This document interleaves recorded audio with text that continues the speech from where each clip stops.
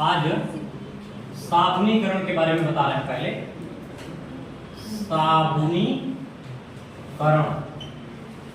Saponification, सब समझते हो ना?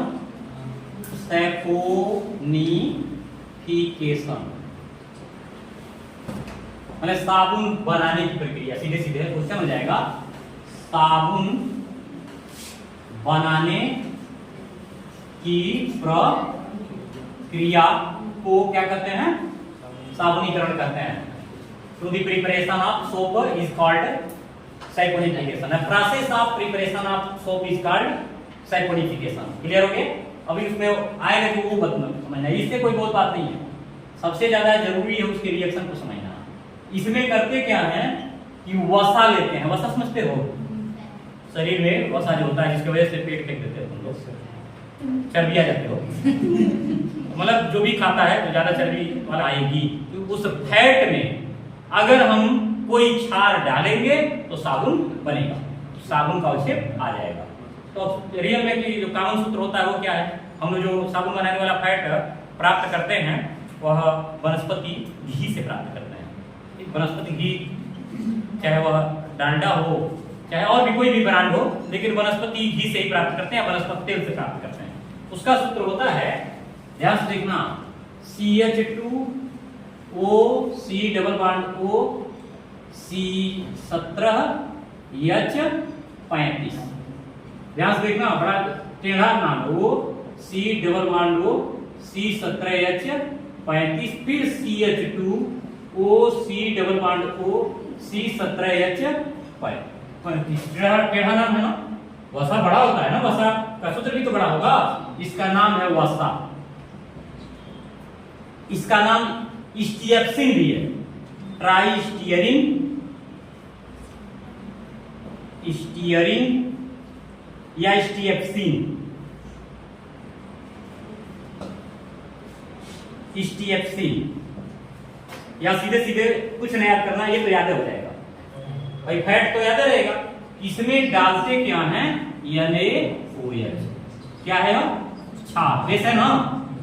इस बेस से क्रिया जब कराते हैं, अभी कैसे क्रिया होती है वो भी बता देंगे, इसका बनाने की प्रक्रिया बता देंगे, पहले रिएक्शन देख लो।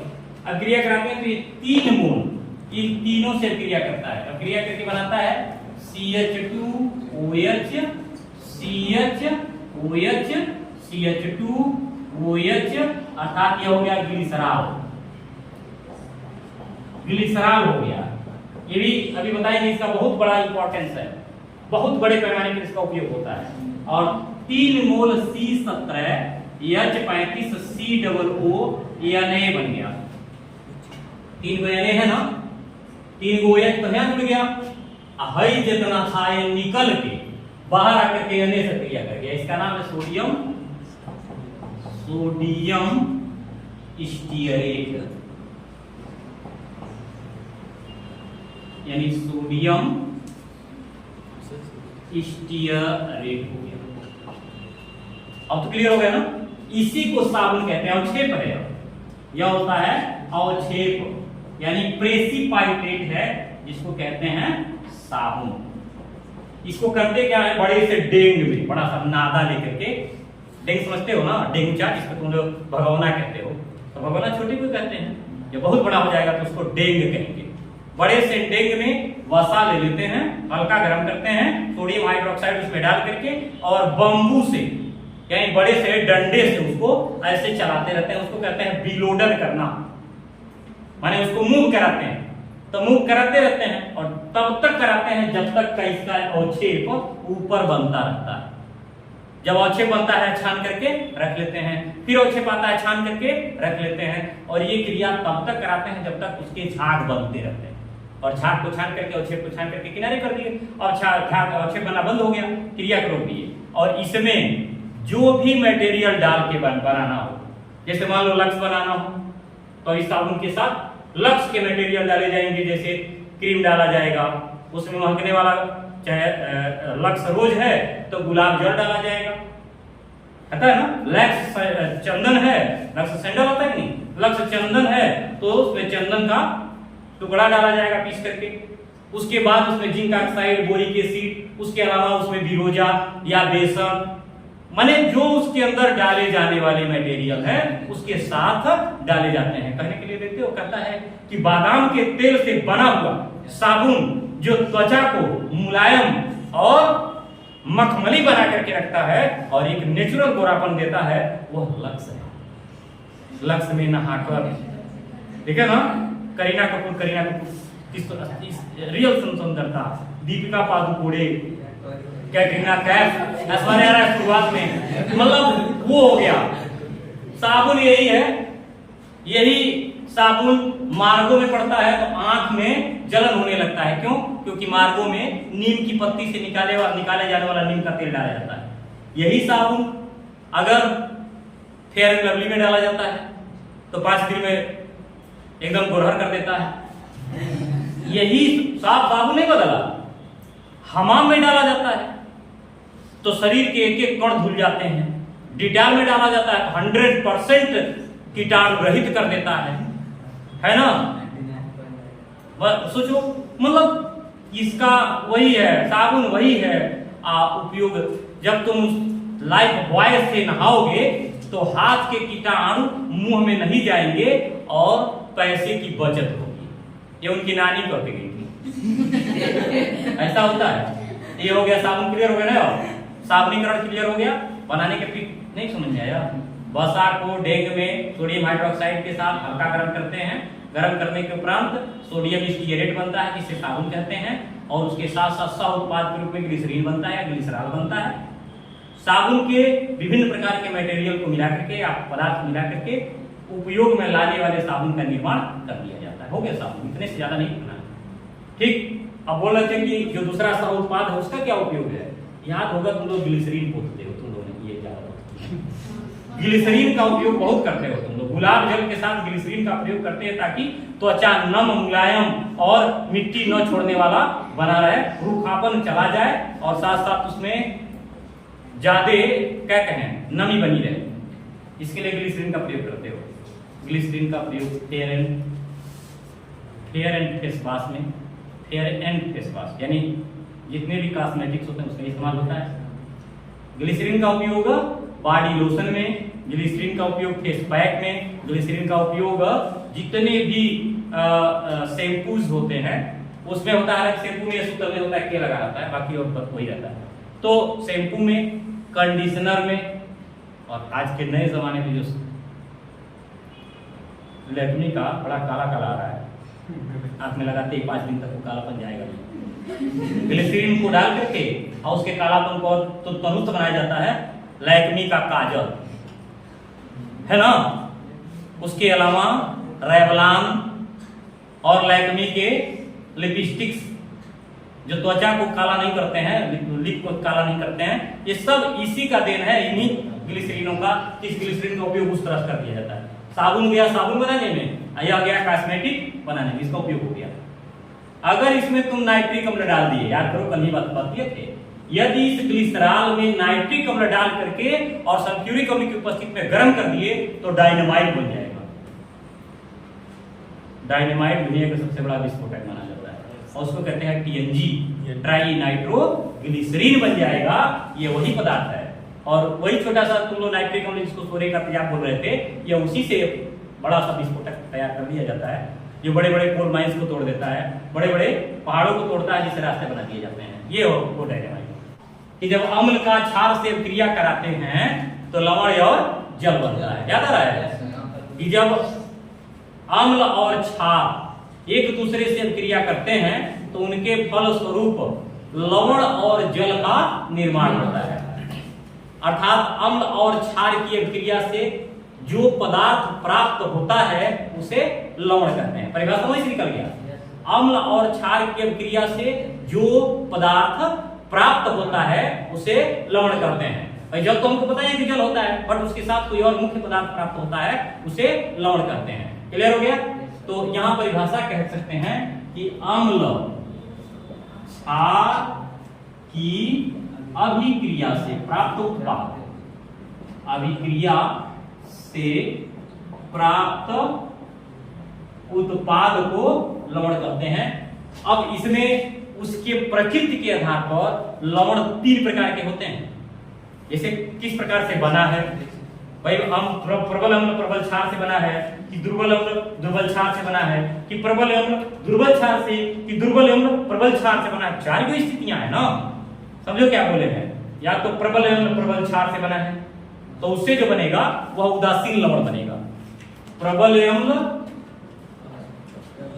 हाँ प्रबल अम्ल प्लस प्रबल क्षार दोनों प्रबल है, तो इससे जो बनेगा वो लगभग क्या बनेगा, उदासीन बनेगा, उदासीन लवण बनेगा। क्लियर हो गया?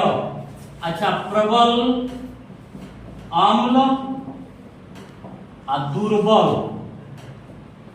क्षार बना, प्रबल अम्ल दुर्बल क्षार, इससे अम्ल का गुण ज्यादा है ना, तो ये अम्लीय लवण बनेगा। अम्लीय लवण बनेगा तो लवण ही, लेकिन अम्लीय। अच्छा बताओ, इसको करते हैं दुर्बल, दुर्बल अम्ल प्रबल क्षार। और भी बताओ, जो लवण बनेगा वो क्षारकीय लवण नहीं बनेगा भाई, है इसका प्रबलता है ना, उसका कुछ विरोध रह जाएगा ना इसमें, तो उसको कहेंगे क्षारकीय लवण। ठीक, अगर दुर्बल अम्ल से दुर्बल क्षार की क्रिया करा दोगे तो भी तो उदासीन लवण बनेगा, यानी कमजोर लवण बनेगा, लेकिन बनेगा उदासीन ही। ये 3 अवस्थाएं इसकी बनी। इस आधार पर लवण के प्रकार, लवण के प्रकार ये बनते हैं 3 प्रकार के। पहला हो गया सामान्य लवण, दूसरा हो गया द्विक लवण, इसको याद होगा क्या कहते हैं, टाइप्स ऑफ साल्ट्स। और इसको सामान्य लवण को क्या कहेंगे, कॉमन, सिंपल भी बोल सकते हो, कॉमन साल्ट या सिंपल साल्ट, सरल लवण भी कह सकते हैं, सिंपल साल्ट, यानी हो गया सरल लवण। अब तो क्लियर हो गया। ये देखो ध्यान से, यही जो अभी 3 लिखे हैं ये इसमें आते हैं। कौन हो गए, उदासीन, उदासीन लवण एक हो जाएगा, अम्लीय लवण हो जाएगा, और एक क्षारकीय लवण हो जाएगा। उदासीन लवण वे लवण होते हैं जिसमें विस्थापनीय हाइड्रोजन या विस्थापनीय हाइड्रोक्सिल समूह नहीं होता है। ठीक है, यानी इसमें जो धातु और जो अधातु क्रिया करते हैं दोनों की प्रबलता बराबर होती है। यानी इसमें जो पदार्थ होगा ना, 2 पदार्थ, एक धनायन होगा एक ऋणायन होगा, यानी धनायन और ऋणायन की जो गुण होता है वो समान गुण वाला होता है, यानी दोनों की प्रबलता बराबर होती है। यानी इसमें कह सकते हैं कि यह लिटमस के प्रति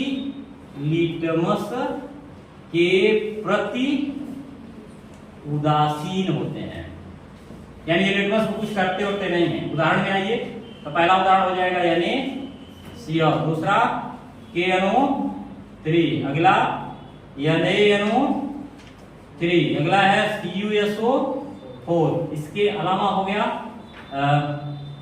KCl CaCO3, बहुत सारा हुआ ना। इसका नाम क्या होगा, सोडियम, सोडियम क्या, सोडियम क्लोराइड, इसका नाम पोटेशियम नाइट्रेट, इसका नाम सोडियम नाइट्रेट, इसका नाम कॉपर, इसका नाम पोटेशियम,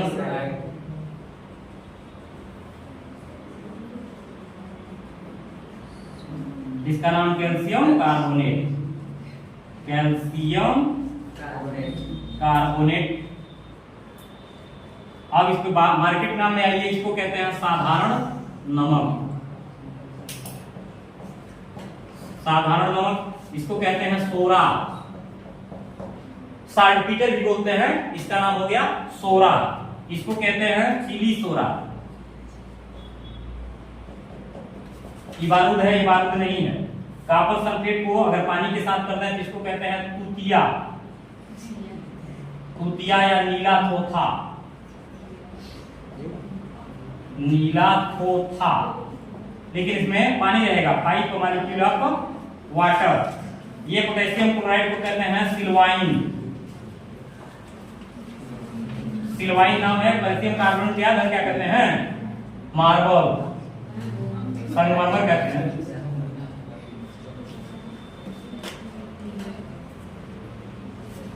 क्लियर हो गया?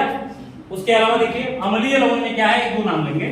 अम्लीय लवण में NaHCO3 याद करो, कल ही इस पे चर्चा हुआ था। सोडियम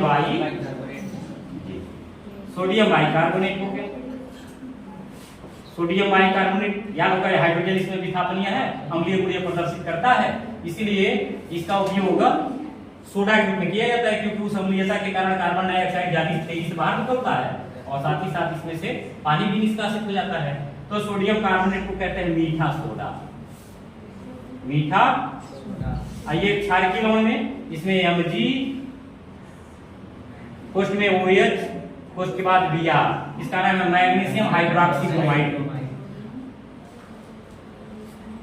मैग्नीशियम हाइड्रोक्सी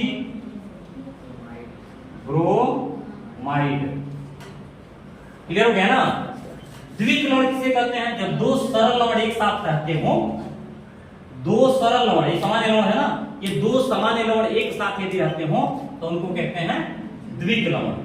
इसको कहते हैं डबल साल्ट। नाम ही देखो क्या कह रहा है, डबल, यानी डबल माने 2 होता है ना, इसलिए डबल साल्ट कहते हैं। यानी 2 सरल लवण का क्रिस्टलीय, यानी क्रिस्टलाइन फॉर्म, क्रिस्टलीय रूप कहेंगे। 2 इसमें उदाहरण बहुत ही उम्दा लिया गया है। एक है K2SO4 डॉट Al2SO4 का होल थ्राइस डॉट 24H2O, इसका नाम है फिटकरी। फिटकरी जानते हो ना, ये वही है, ये उसी का सूत्र है। नाम है potassium aluminium sulphate, potassium aluminium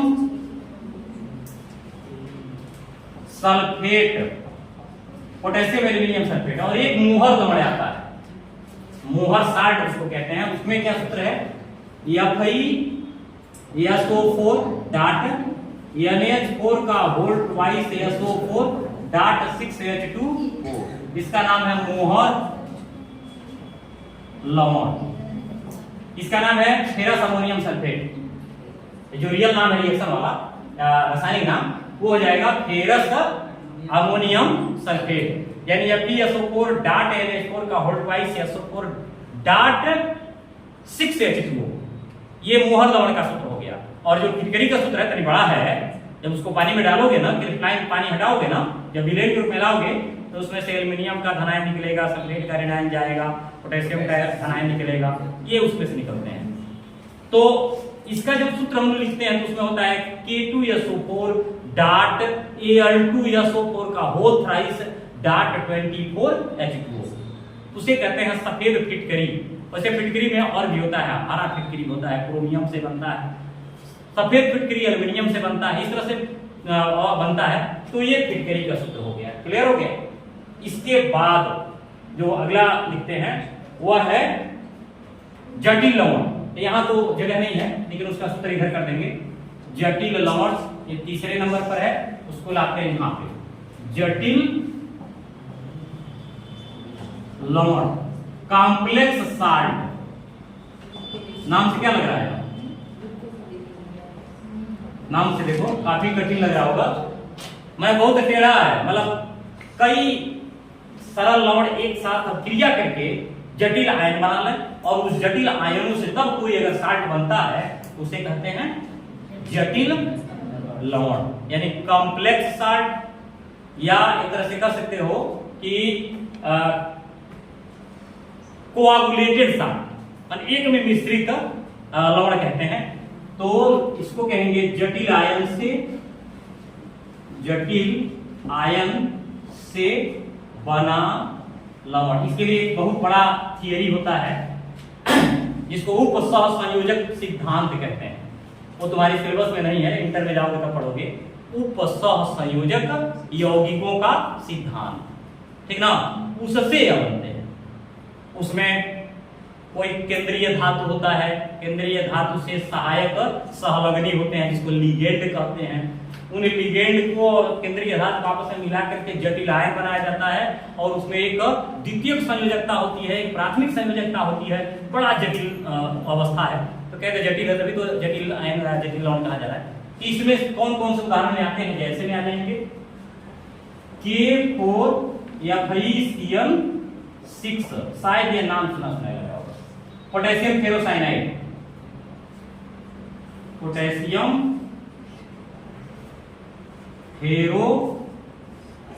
ferrocyanide, ये खा के मरने वाला साइनाइड नहीं है।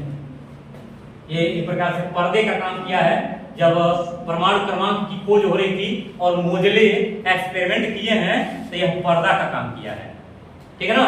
एक और होता है कॉपर फेरोसाइनाइड, Cu2Fe6, इसका अर्धपारगम्य झिल्ली है, इसको कॉपर फेरोसाइनाइड कहते हैं। कॉपर फेरोसाइनाइड अर्धपारगम्य झिल्ली समझते हो, जो त्वचा है ना, ये अर्धपारगम्य सेमी परमिएबल मेम्ब्रेन की तरह काम करती है। यानी तुम्हारा ब्लड इससे होकर बाहर नहीं निकल जाएगा, लेकिन पसीना बाहर निकल जाएगा। या अंडे के ऊपर का जो कवच सफेद वाला हटाते हैं तो उसके अंदर एक कागज की तरह पतला सा मेम्ब्रेन होता है, वो भी अर्धपारगम्य झिल्ली होता है। उस अंडे का वह सेमी परमिएबल मेम्ब्रेन या प्लाज्मा लेमा या जीवित द्रव्य यानी जीव द्रव्य का झिल्ली होता है, जिसको कोशिका झिल्ली कहते हैं। याद आ रहा है, सेल मेम्ब्रेन, प्लाज्मा मेम्ब्रेन, जीव द्रव्य कला, ऐसे उसका नाम उसी का है। इसके अलावा मूत्राशय की थैली का मेम्ब्रेन, उसके बाद और भी शरीर के विभिन्न अंगों में जो पतला पतला झिल्ली होता है, पतला पतला मेम्ब्रेन होता है, जिससे कुछ ही पदार्थ का आवागमन हो सकता है, उसको कहते हैं अर्धपारगम्य झिल्ली। यह आर्टिफिशियल, तो नेचुरल बोल रहे हैं, शरीर के अंगों के अंदर है, शरीर के बाहर भी तो कुछ आर्टिफिशियल मेम्ब्रेन होना चाहिए। That is ideal central semi permeable membrane. ये कृत्रिम अर्धपारगम्य झिल्ली होती है और इसका निर्माण ट्राब नामक कोई वैज्ञानिक किए थे। तो बनाने वाले का नाम था ट्राब, उन्होंने इसे बनाया था।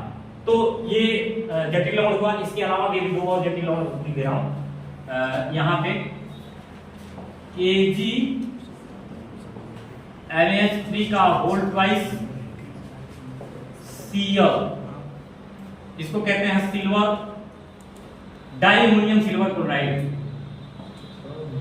डाइएमीन सिल्वर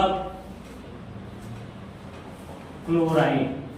और एक और लिख दे रहा हूं CuNH3 का होल फोर्थ या SO4, इसका नाम है tetraammine copper sulphate, tetraammine copper sulphate. बस ये था कुछ लवण का छोटा सा वर्गीकरण।